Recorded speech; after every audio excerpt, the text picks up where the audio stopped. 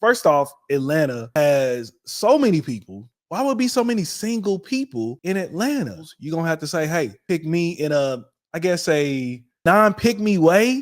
So like, it's like how you were, babe. I knew you were gonna do let's just keep it 1,000. Position yourself to whoever you are attracted to. That does not mean that you are pursuing a man. That means you are getting in position so that he can see you. And then when he sees you, don't be afraid to be like, yeah, I'm interested as well. This is an Iwegbus production. Period. Recently, there was an article that came out from an Atlanta news station about the amount of people that are living lonely. And I thought it was pretty interesting because it, dealt with the city that we're in, but it also dealt with the city where we're from. So I want to read this article. I want to read this article to y'all. So check this out. Let's see, make this bigger here for y'all. So it says right here that, and this is from WSB TV to Atlanta, says the Chamber of Commerce looked into the housing data across more than 170 cities with population 150,000 from the Census Bureau and found Atlanta is one of the loneliest cities in the country. That's crazy. All these people, come on. It says when you look at the breakdown between men and women, Atlanta came in at number 3 for females and number 10 for males. That's crazy. And of all 170 cities they analyzed, Atlanta came in number 4 on that list. That is insane. Check this out. It says according to the Census Bureau, there are 110,979 one-person households within the city, which represents 44.5% of all households. Atlanta ranks 10th for males living alone, 24%, and 3rd for females living alone, 29.3%. Overall, the number of people living alone in Atlanta has increased to 7% year over the year, the Chamber of Commerce says. Beating out Atlanta were Washington, D.C., Birmingham, and St. Louis. The least loneliest city is Kansas City. Why would you cheer? Why would you cheer for that? KC, what up, cut? Hey, that's where we from. It is what it is. That's crazy. The least loneliest city. All right, so the numbers basically of these cities, of lonely cities, has grown year over year. What this shows me so far is a lot of people are choosing to stay single out in these streets. All right, because they bumping and grinding. Yes. Well, and so first off, Atlanta has so many people. Why would be so many single people in Atlanta? And I believe that it has to do with the effects of the social media world, for sure. And that men are, as you see, the men are in their 10th in Atlanta, that they're lonely because I think they want to be. I think that they cool with it. I think they ready to be out in these streets. They see a lot of these, Instagram models, and you actually see them here. Like KC, we didn't see as many BBLs and all that.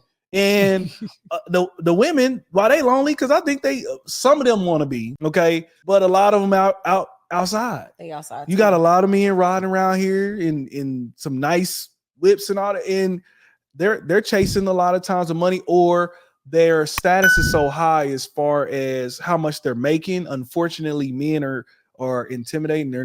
They don't see where they come in and they will benefit the woman. So they're not even talking to them. And so when I see somewhere like Kansas City on there, the least loneliest least loneliest city to be there, I'm like, it makes sense. I've said this to you many a times. I said, because we know a lot of sisters here who are just waiting to be snatched up. They're waiting to be, they want a real man about God, and he loves Jesus, and they want to be married. And they cannot find them in these Atlanta streets. Number one is because they don't know if he like them or he like him. They don't know, you know what I'm saying? He might be swaying both ways out here. It's a lot more of that out here. I'm talking about first time I seen two brothers sitting at a cafe, big football playing dudes. I was like, oh, okay. I walked by, I'm like, oh. You heard their voice. They together. Oh, my bad. I didn't even see them walking outside. I was like, this is wild. It is. So I understand why, number one, that's hard for the ladies out here. But I'll be always saying, like, if I could take some of my single homies back in KC and pair them with some of the ladies out here looking, man, it's some. Heck yeah. Listen, here's a message. Some of y'all Atlanta ladies, y'all might need to go to a smaller market. They don't want to.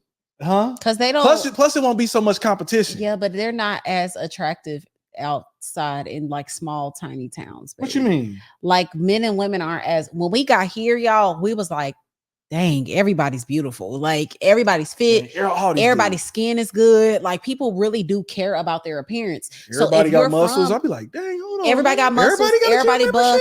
Everybody got a BBL. So I mean, not everybody, but good amount. If you got girls who are used to seeing very attractive, well taken care of men, and then they go to somewhere like whatever, I won't say the city, and they're like, dang, nigga, get your hair cut. Like, why you ain't looking decent? Like, don't be caring as much. Yeah, they don't care as much. That'd be hard for her. People go to you be like, hey, people coming in Kroger together. They look, this is different. Hey, bro, put your muscles away, dog. Come on, man. You ain't have to wear a freaking tank, dog. What you doing? Like it's a little different. You okay? So you just throw it on. It's whatever. Yeah. You know what I'm saying? It's a different mentality overall, man. But I just found that to be interested in and wanted to share that. But this is what I will leave, and I'm gonna give it to you, babe. Women, especially in Atlanta, you probably want to start getting a little bit more aggressive out in these streets. Message. All right. So you might want to show him that you're interested. Yeah. And I keep hearing about this racial, and which is overall in the world, women outnumber the men. I keep hearing about the racial. Well, that means that if you want to be chose, you're going to have to say, hey, pick me in a non-pick me way. In a non-pick me way.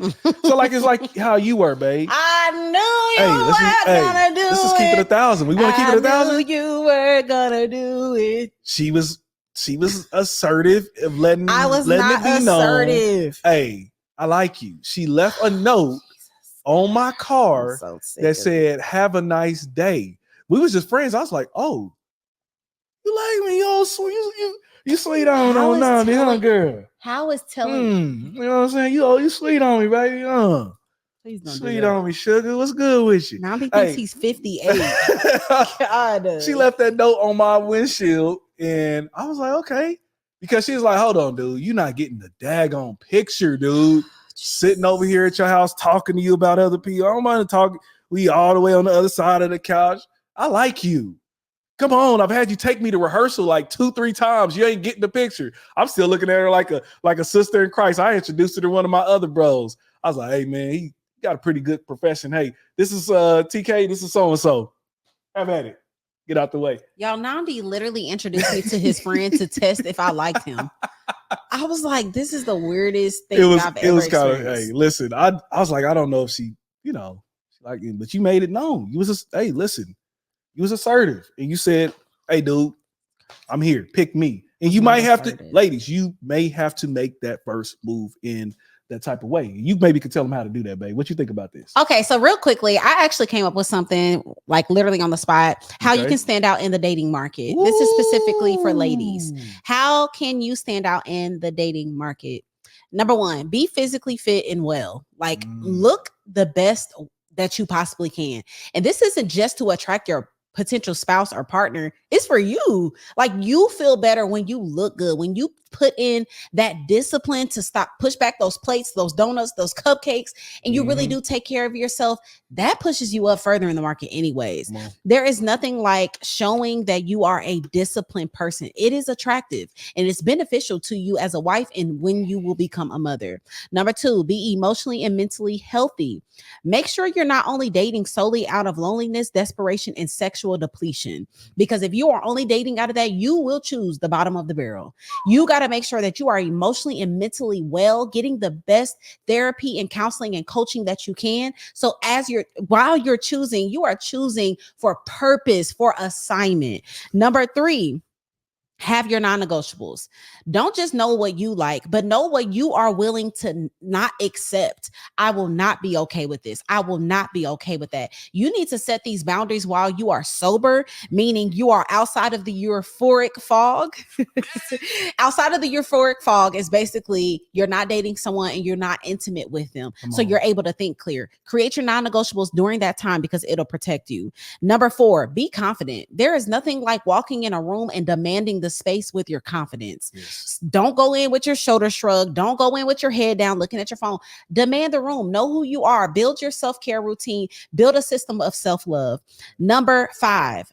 Most, I want to say, pretty darn important. Be feminine. Dress like a lady. You want to complement masculinity with femininity. You will stand out because there's a whole lot of dudeish girls. So if you can wear dresses, take care of yourself, posture yourself well, you will stand out.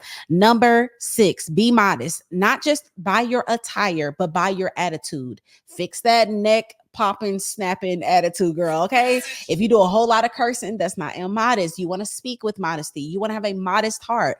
And last, but certainly not least, to what my babe was saying, position yourself to whoever you are attracted to. That does not mean that you are pursuing a man, but that means you are getting in position so that he can see you. And then when he sees you, don't be afraid to be like, yeah, I'm interested as well. You don't have to be aggressive, but in a market where there are plenty of single men and there's a bunch of beautiful women, you don't want your insecurity or feeling inferior to get in the way of meeting your possible husband. So I just want to throw out those 7 tips to make yourself stand out in the dating market. Hey, listen, I think that all of that is fire.